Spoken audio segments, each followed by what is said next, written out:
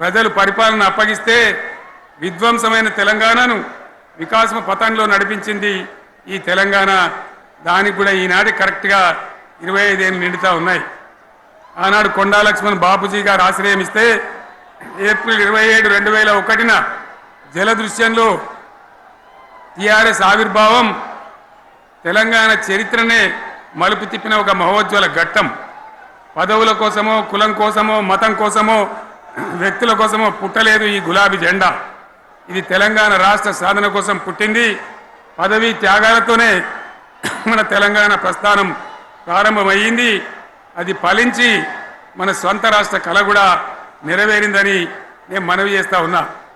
ఆనాటికి అలుముకున్నటువంటి చీకట్లను పారదోలడానికి, ప్రజల్లో విశ్వాసం కల్పించడానికి, ఆత్మవిశ్వాసాన్ని పెంపొందించడానికి నేను ఒక మాట చెప్పిన ఆ రోజు మీ అందరికీ కూడా గుర్తుండాలి. ఉద్యమం నుంచి వెనక్కి మరలితే, ఉద్యమ జెండాను దించితే నన్ను రాళ్లతో కొట్టి చంపండి అని చెప్పి నేను ఉద్యమాన్ని ప్రారంభించిన విషయం మీ అందరికీ కూడా తెలుసు.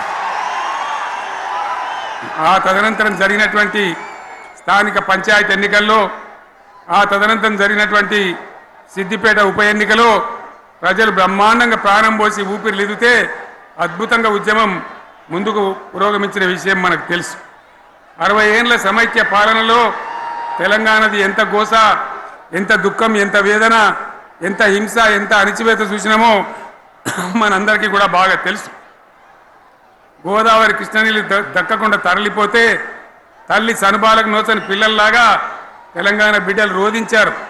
కరువుల కాటకాలకు గురయ్యారు. అర్ధరాత్రి కరెంట్లు పెట్టబోయి పాములు గుట్టి, తేలు గుట్టి చాలా భయంకరంగా అనాథల్లాగా చనిపోయినారు.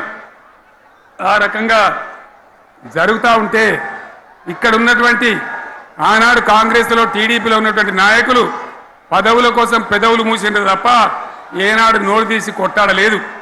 గులాబీ జెండా ఎగిరేదాకా కనీసం తెలంగాణ సోయిని కూడా ప్రదర్శించలేకపోయినారు. మీ అందరికీ తెలుసు, తెలంగాణ కోసం అవసరమైన ప్రతి సందర్భంలో పదవులు త్యాగం చేసిన వాళ్ళు బీఆర్ఎస్ బిడ్డలు అని చెప్పి నేను గర్వంగా మనవి చేస్తా ఉన్నా.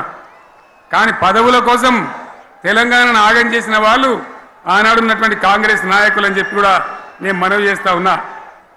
చంద్రబాబు నాయుడు ఆనాడు ముఖ్యమంత్రిగా ఉండి ఎంత ఘోరమంటే హైదరాబాద్ నడిబొడ్డున ఉండే తెలంగాణ గడ్డలో ఉండేటువంటి రాజధానిలో మన శాసనసభలో తెలంగాణ పదాన్నే నిషేధించినాడు. తెలంగాణ అనవద్దని స్పీకర్ ద్వారా రూలింగ్ ఇప్పించినారు. ఇదే జిల్లాకు చెందినటువంటి ప్రణయ భాస్కర్ గారు ఆ రోజు ఎమ్మెల్యేగా శాసనసభలో తెలంగాణ అంటే అది నేరమైనట్టుగా పరిగణించి తెలంగాణ పదాన్ని నిషేధించేటువంటి ప్రయత్నం చేసినారు. మిత్రులారా, మీకు అందరికీ చరిత్ర తెలుసు. ఆనాడైనా, ఏనాడైనా, ఈవెన్ ఈనాడైనా తెలంగాణకు విలన్ నంబర్ 1 కాంగ్రెస్ పార్టీ అని మనవి చేస్తా ఉన్నా. మనందరికీ కూడా తెలుసా విషయం. తెలంగాణ హైదరాబాద్ స్టేట్ పేరుతో ఉన్ననాడు ప్రజలు వద్దంటుంటే కూడా బలవంతంగా తెలంగాణను ఆంధ్రాతో కలిపిన వాళ్ళే. ఏందా బాబు, ఏందా పని లేదా? రెడ్డి ఎవరెవరు పోండి, మీకేం పని లేదా? ఈ 10 మంది కాదు కదా, సభ అంతా ఉంది కదా, ఉండండి, కామ్ ఉండండి, డిస్టర్బ్ చేయండి మీరు. అట్లా బలవంతంగా ఆనాడు ఆంధ్రలో విలీనం చేసింది కాంగ్రెస్ పార్టీ, జవహర్లాల్ నెహ్రూ. 69లో ఉద్యమం వస్తే 400 మంది తెలంగాణ బిడ్డలను పిట్టల్లాగా కాల్చి చంపింది ఇందిరాగాంధీ ప్రభుత్వం, ఆనాడు ఉన్నటువంటి కాంగ్రెస్ పరిపాలన.